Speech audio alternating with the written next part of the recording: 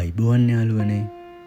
අමුතු කතා ලෝකයේ එක එකතු වෙලා ඉන්න ඔයාලව අදත් ගොඩක් ආදරයෙන් පිළිගන්නවා. මිනිස්සෙගේ දුර්වලකමක් අල්ලගෙන ඒකට පහර දෙන එක තරම් පහත් වැඩක් මේ ලෝකෙ තවත් නැහැ.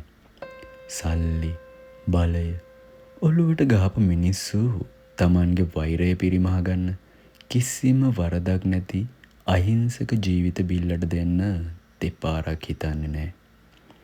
නපුරු දොස්තර නෝනා 11 වෙනි කොටසින් අපි දැක්කා තාත්තගෙන් ආපු මරණීය තර්ජනය නිසා මේ දහවේ විහංගවත් අරගෙන නුවරඑළියේ කැලෑවක් මැද තියෙන පාළු බංගලාවකට පැනලා ගියපු විදිය.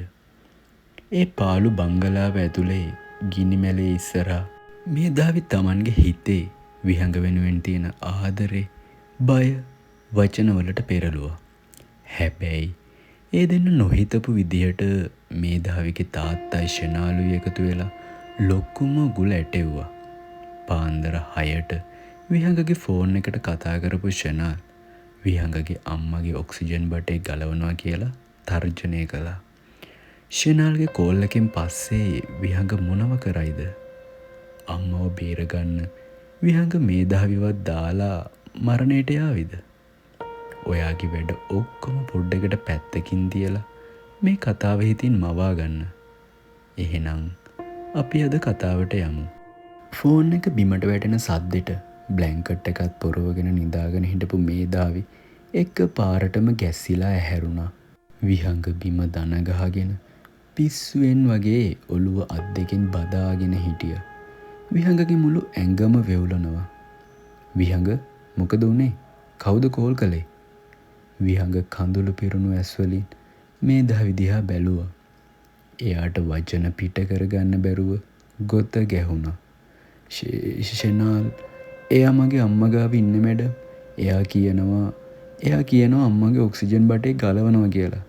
අනේ මගේ අම්මා, මට යන්න ඕනේ මැඩම්. මට කොළඹ යන්න ඕනේ.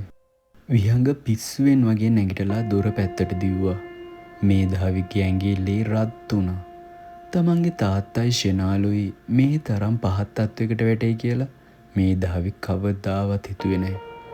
තමන්ගේ හොස්පිටල් එක ඇතුලේ තමන්ගේම පේෂන්ට් කෙනෙක්ට තර්ජනය කරනවා.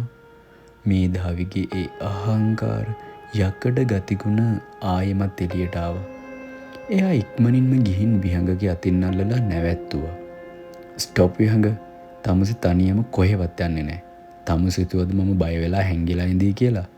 මගේ හොස්පිටල් එක ඇතුලේ මගේ පේෂන්ට් කෙනෙක්ගේ ඇඟට ඇඟිල්ලක් තියන්න ෂෙනාල්ට තියා මගේ තාත්තටවත් මම ඉඩ තියන්නේ නැහැ. මගේ යතුරු ටික ගන්නවා. අපි දෙන්නම කොළඹ යනවා. මේ දහවිගේ ඇස්වල තිබුණු ඒ ගින්දර දැක්කම විහංගට ලොකු හයියක් දැනුණා. විනාඩි 5ක් යන්න කලින් කාර් එක නුවරඑළියෙන් පල්ලෙහාට මහා වේගෙන් යන්න පටන් ගත්තා. මේ දහවි ඩ්‍රයිව් කළේ හරියට රේස් එකක් යනවා වගේ. පාරේ තිබුණු හැම වාහනයක්ම පහු කරගෙන පැය 3:00ක් වගේ සුළු වෙලාවකින් කාර් එක කොළඹ වින්සන්ට් හොස්පිටල් එකේ ගේට්ටුවෙන් ඇතුළට කඩාගෙන ගියා. කාර් එකෙන් බැස්ස ගමන්ම හොස්පිටල් එකේ ඉස්සරහා හිටපු සිකියුරිටි ගාර්ඩ්ලා 4 දෙනෙක් මේ දහවිවයි විහංගවයි වට කරගත්තා. "සෝරි මැඩම්, චෑමන් සර් කිව්වා ඔයාලට ඇතුළට යන්න දෙන්න එපා කියලා." ප්‍රධාන සිකියුරිටි ගාර්ඩ් කිව්වා. මේ දහවි Tamanගේ කෝට් එක හදාගෙන ඒ සිකියුරිටි ගාර්ඩ්ගේ ඇස් දිහා කෙලින් බැලුවා. "මම මේ හොස්පිටල් එකේ චීෆ් සර්ජන්. මගේ පේෂන්ට්ලා ඉන්න වාට්ටුවට යන්න මට කාගෙන්වත් අවසර ඕන නැහැ. මගේ ඇඟට ඇඟිල්ලක් හරි තිබ්බොත් තමුසෙලාගේ අත් කපලා දානවම. get out of my way." මේ දහවිගේ කෑ ගැහිල්ලට මුළු රිසෙප්ෂන් එකම නිශ්ශබ්ද වුණා. සිකියුරිටි ගාර්ඩ්ලා බය වෙලා පස්සට වුණා. මේ දහවි ඉස්සරහින් යද්දී විහංගයාගේ පස්සෙන්ම ගියා. දෙන්න ඉක්මනින්ම ලිෆ්ට් එකෙන් 3 වෙනි තට්ටුවට ගියා. 3 වෙනි තට්ටුවේ අම්මා ඉන්න වාට්ටුවේ ඉස්සරහා පාතාලේ මැරයෝ වගේ පේන කළු කණ්ණාඩි දාපු මිනිස්සු 3 දෙනෙක් හිටගෙන හිටියා. විහංගට Tamanගේ කේන්තිය පාලනය කරගන්න බැරි වුණා. අම්මගේ ජීවිතේ අනතුරේ කියලා දැනෙද්දී විහංගට Tamanගේ ජීවිතය ගැන ගාණක් තිබුණේ නැහැ. විහංග එක පාරටම ඉස්සරහට පැනලා දොරගාව හිටපු ලොකුම මැරයාගේ බෙල්ලෙන් අල්ලලා බිත්තියට හප්පලා බිමට තල්ලු කළා.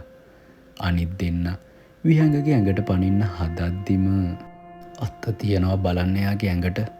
මේධාවිගේ කටහඬට ඒ මැරයෝ තත්පරයකට ගල් වුණා. විහංග ඉක්මනින්ම වාට්ටුවේ දොර කඩාගෙන ඇතුළට පැන්නා. මේධාවිත් එයාගේ පස්සෙන්ම ඇතුළට ගියා. වාට්ටුව ඇතුලේ ෂෙනාල් හිනා වෙවී අම්මගේ ඇඳ ගාව හිටගෙන හිටියා. අම්මා බයෙන් වෙවුලමින් අඬ අඬා හිටියේ. ෂෙනාල්ගේ අතක් තිබුණේ අම්මගේ ඔක්සිජන් මැෂින් එකේ ස්විච් එක උඩ. රෝමියෝ ඇවිල්ලා. මම හිතුවා තමුසේගේ අම්මව බේරගන්න දුවගෙන එයි කියලා. හැබැයි මම හිතුවේ නෑ මේධාවී ඔයා මේ හිඟන්න වෙනුවෙන් වගේ පන්න වගේ ආදරය කරන හොස්පිටල් එකටත් විරුද්ධ වෙයි කියලා. මගේ අම්මා ගාවෙන් අයින් වෙනවා ෂෙනාල්. විහංග ඉස්සරහට පනින්න හැදුවත් ෂෙනාල් ඔක්සිජන් මැෂින් එකේ ස්විච් එක තද්ද කරලා ඇල්ලුවා. එක අඩියක් ඉස්සරහට තිබ්බොත් මම මේක ඕෆ් කරනවා. මේධාවී ඔයා දැන්ම තාත්තා ගාවට ගිහින් මාව බඳින්න කැමතියි කියලා කියන්න ඕනේ. නැත්නම් අද මේ ගෑණිගේ මිනිය තමයි මේ වාට්ටුවෙන් එළියට යන්නේ. මේධාවි එක තැන ගල් වෙලා හිටියේ නෑ. එයාගේ ඇස්වල කිසිම බයක් තිබුණේ නෑ. එයා හරියට අයිස් කුමරියක් වගේ හිමින් අඩිය තියලා ෂෙනාල් ගාවට ගියා. ෂෙනාල්ට හිතා ගන්න බැරි වුණා මේධාවි ඇයි මේ තරම් සංසුන් කියලා. මේධාවි ෂෙනාල්ගේ මූණටම ලං වුණා. තමුස දන්නවද ෂෙනාල්? ඩොක්ටර් කෙනෙක්ට පුළුවන් ජීවිතයක් බේරගන්න වගේම ජීවිතයක් නැති කරන්නත්. තමුස මේ ස්විච් එක ඕෆ් කරපු තත්පරේම මේධාවි එක පාරටම Tamanගේ කෝට් එකේ සාක්කුවෙන් දිලිසෙන ස්කැල්ප් එකක් එළියට අරගෙන ෂෙනාල්ගේ බෙල්ලට තිබ්බා. ෂෙනාල්ගේ ඇස් දෙක නලලට ගියා. එයාගේ අතින් ඔක්සිජන් මැෂින් එක අතෑරුණා. මුළු ඇඟම සීතල වෙලා ගියා. මම මේකෙන් තමුසගේ කැරොටිඩ් ආටරි එක කපනවා. තමුසට මැරෙන්න ගත වෙන තත්පර 30යි. තමුස හිතුවද මගේ ලෙඩ්ඩුන්ට අත තියලා තමුසට පණ පිටින් මේ කාමරෙන් එළියට යන්න පුළුවන් කියලා? මේධාවිගේ භයානක රූපය දැක්කම ෂෙනාල් විතරක් නෙවෙයි විහංගත් පුදුම වුණා. ෂෙනාල් බයෙන් වෙවුලන්න ගත්තා. මේධාවි පිස්සු නටන්න එපා. ඕක අහකට ගන්න. එතකොටම වාට්ටුවේ දොර ළඟින් අප්පුඩි ගහන සද්දයක් ඇහුණා. හැමෝම දොර දිහා බැලුවා. එතන හිටියේ වෙන කවුරුත් නෙමෙයි. මේධාවිගේ තාත්තා රොහාන් වින්සන්. එයාගේ පස්සෙන් තවත් මැරයෝ 10 දෙනෙක් විතර ඇවිත් මුළු වාට්ටුවම වට කරගත්තා. නියමයි මගේ දුවේ, නියමයි. මම දැනගෙන හිටියා ඔයා කොහොම හරි මෙතනට එනවා කියලා. ෂෙනාල්ව අතාරින්න දුවේ. ඔයා මාව මරන්න යන්නේ නෑනේ. මේධාවි ස්කැල්ප් එක පහත් කරලා කේන්තියෙන් තාත්තා දිහා බැලුවා. විහංග ඉක්මනින්ම ගිහින් අම්මගේ ඇඳ ඉස්සරහින් හිටගත්තා. හරියට අම්මව ආරක්ෂා කරන පලිහක් වගේ. තාත්තේ ඔයා මේ කරන්නේ මහ කැත වැඩක්. මගේ පේෂන්ලව මේකට ගාව ගන්න එපා. ඔයාට ප්‍රශ්නේ තියෙන්නේ මම ෂෙනාල්ව බඳින්නේ නැති එක ගැනනේ. ඔව් දුවේ. මගේ කොන්ට්‍රැක්ට්ස් මගේ බිස්නස් ඔක්කොම තියෙන්නේ ෂෙනාල්ගේ පවුලත් එක්ක. ඔයා අර පාරේ ඉන්න හිඟන්නෙක් නිසා මගේ මුළු පවුලෙම නම්බුව නැති කළා. දැන් ඔයාට තියෙන්නේ එකම එක තේරීමයි. රොහාන් වින්සන් තමන්ගේ සාක්කුවෙන් පිස්තෝලයක් එළියට අරගෙන කෙලින්ම විහංගගේ ඔළුවට දික් කළා. විහංගගේ අම්මා කෑ ගහලා ඇඬුවා. මේධාවිගේ ඇස් ලොකු වුණා. හුස්ම හිර වෙනවා වගේ දැනුණා. හෙට උදේ 10ට ඔයා ෂෙනාල්ව බඳින්න ඕනේ. මම ඔක්කොම ලෑස්ති කරලා තියෙන්නේ. ඔයා හා කිව්වොත් මේ කොල්ලයි මේ ගෑණි අද පණ පිටින් ගෙදර යයි. හැබැයි ඔයා බෑ කිව්වොත් මම මේ කොල්ලගේ ඔළුව කුඩු කරන ඔයාගේ ඇස් ඉස්සරහම. තීරණය ඔයාගේ අතේ දුවේ. මේධාවි ගල් වෙලා වගේ විහංග දිහා බැලුවා. විහංග පිස්තෝලේ දිහා බලන්නේ නැතුව මේධාවිගේ ඇස් දිහා කෙලින් බලාගෙන හිටියා. එපා මැඩම්, මම වෙනුවෙන් ඔයාගේ ජීවිතේ විනාශ කරගන්න එපා කියන එක විහංගගේ ඇස්වල ලියවිලා තිබුණා. හැබැයි මේධාවිට විහංගව මැරෙන්න දෙන්න පුළුවන්ද? තමන්ගේ නිදහසද නැත්නම් තමන් ආදරය කරන කොල්ලගේ ජීවිතේද? මේධාවි මොන වගේ තීරණයක් ගනීද? ඒ හැම දෙයක්ම දැනගන්න කතාවේ ඊළඟ කොටස වෙනකන් ඉන්නම වෙනවා. ඔයාලට මේ කතාවේ 12 වෙනි කොටස ගැන මොකද හිතෙන්නේ?